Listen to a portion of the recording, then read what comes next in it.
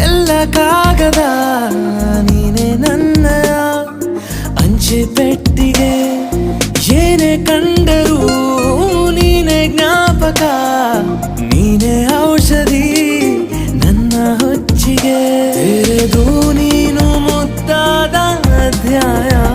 ಸಿಗದೇ ಇದ್ರೆ ತುಂಬಾನೇ ಅನ್ಯಾಯ ನನ್ನಯ ನಡೆ ನುಡಿ ನಿನ್ನನೆ ಬಯಸುತ್ತಾ ಬದಲಾಗುವುದು ಇನ್ನೂ ಖಚಿತ ಸರಿಯಾಗಿ ನೆನಪಿದೆ ನನಗೆ ಇದಕ್ಕೆಲ್ಲ ಕಾರಣ ಕಿರು